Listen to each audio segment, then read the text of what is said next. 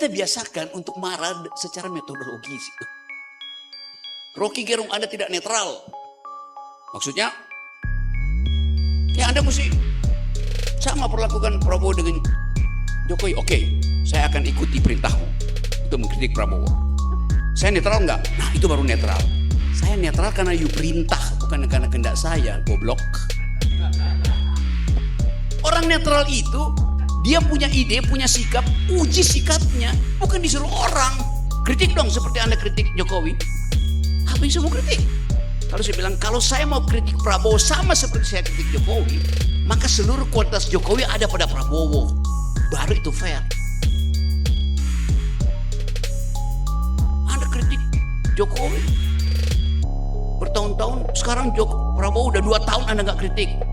Nah ini lagi bodoh lagi nih. Saya kritik Jokowi di periode kedua, Prabowo baru periode pertama. Jadi kemarahan yang tidak ada arah itu sekedar marah tanpa arah. Jadi kritisi itu juga otaknya mesti tajam. Jadi Anda bayangkan, kemarahan kita pun tidak bisa diorganisir secara epistemik, tidak bisa diorganisir secara ideologi. Jadi kita marah ke semua arah, itu masalahnya. Ganti, jatuhin saja rezim itu. Oke. Berarti Anda pro Gibran? Enggak.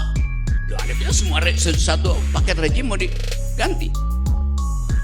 Secara konstitusi, presiden diganti, Gibran naik. Wah, Pak Rocky berpikir taktis, strategis. Bukan, saya hanya mau uji kelurusan pikiranmu. Jadi saya balik pada soal tadi. Tidak ada forum untuk berdebat secara masuk akal, untuk berdebat secara ideologis, untuk berdebat bahkan secara psikologis. Yang bahaya adalah ada the big brother, lihat, wah ribut di situ tuh. Ini anti Jokowi, ini anti Prabowo, ini anti Jokowi dan Prabowo.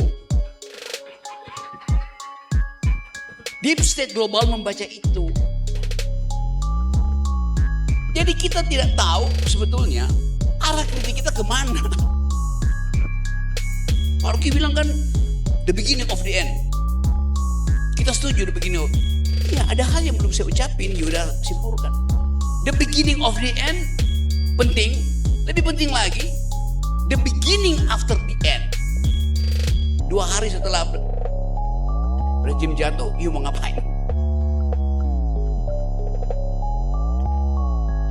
Seorang fasis mengintip di tikungan jalan untuk mengarahkan massa yang tanpa otak ini ke arah neofasisme, neo-otoritarisme di tingkat lokal, global, regional.